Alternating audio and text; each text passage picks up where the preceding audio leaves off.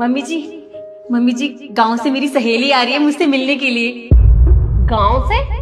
बहू, ये मेरा घर है, कोई धर्मशाला नहीं है कि कोई भी ऐरा गैरा यहाँ मुंह उठा के चला आए। शिखा, नव्या,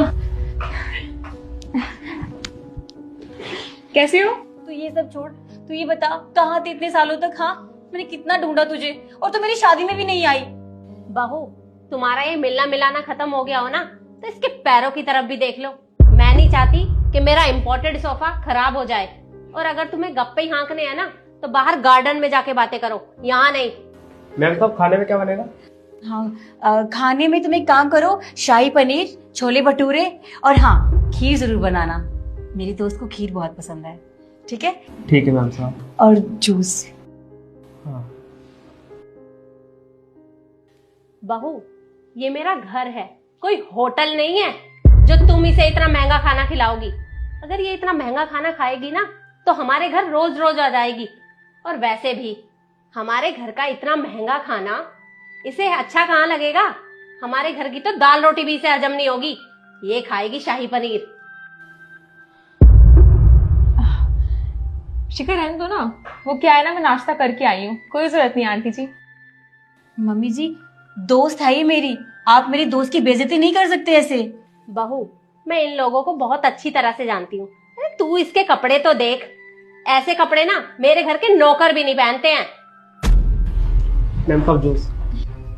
एक मिनट, तू ये इतना महंगा जूस और ये बिस्किट किसके लिए लेके आया? तू अंदर जा।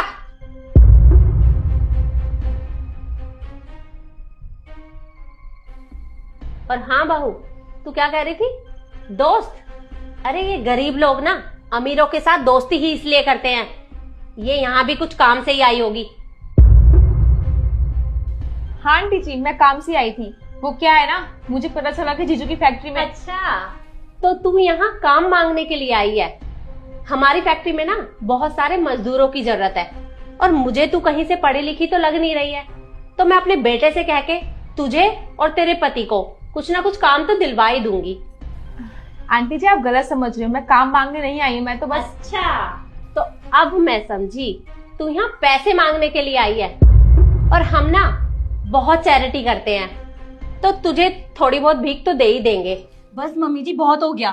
मैं कब से देख रही हूँ आप कुछ भी बोले जा रहे हो इसे। और क्या कहा आपने कि ये गांव से आई है तो गरीब होगी? मम्मी जी, जरूरी नहीं है जो गांव से आया हो वो गरीब ही हो। देखो बहू, मैं इन लोगों को ना बहुत अच्छे तरीके से जानती हूँ, और तू ठहरी राजघराने की बहू, और ये कहाँ फटीचर लोग, अनपढ़ गवार, तू इनसे दोस्ती करेगी? बस मम्मी जी, अगर आप किसी को जानते नहीं हो ना तो अपनी तरफ से धारणाएं बनाना बंद करो। आपको पता है नव्या कौन है? नव्या इस शहर की फूड इंस्पेक्शन ऑफिसर है। क्या? जी, आपने बिल्कुल सही सुना, मैं यहाँ पे काम से ही आई थी, पर वो काम आपका था। बहुत टाइम से मेरे पास कंप्लेन आ रही थी कि एक फैक्ट्री है जो खाने में मिलावट करती है, और इत्तेफाक से वो फैक्ट्री शिखा के हस्बैंड की थी। तो दोस्त होने के नाते मुझे लगा कि मुझे पहले शिखा से बात करनी चाहिए इस बारे में, और मैं खुद जाके वहां जांच पड़ताल करती हूँ कि क्या सच है और क्या झूठ है, और अगर कोई मिलावट हो भी रही है खाने में तो मैं शिखा को बता सकूं ताकि वो सुधार करे उसमें। और मम्मी जी, नव्या हमारी मदद करने आई थी यहाँ पे, और आपने क्या किया? आपने इतनी खरी खोटी सुना दी उसे। उसकी बात सुनना एक बार भी जरूरी नहीं समझा? आई तो मैं यहाँ पे आपकी मदद करनी थी, पर आपकी मेहमान नवाजी ने तो मेरी आंखें ही खोल दी। बेटा, वो मुझे नहीं पता था कि तुम कौन हो। अरे तुम खड़ी क्यों? तुम बैठो। रामू, जूस लेके आओ मैडम के लिए।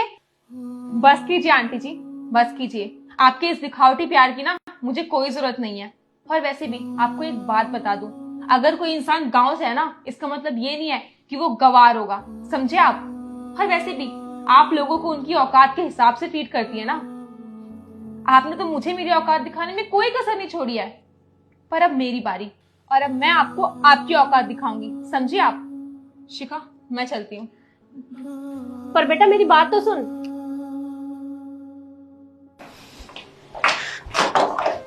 बेटा मेरी बात तो सुनो प्लीज, मुझसे गलती हो गई, मैं तो मजाक कर रही थी और तुम बुरा ही मान गई।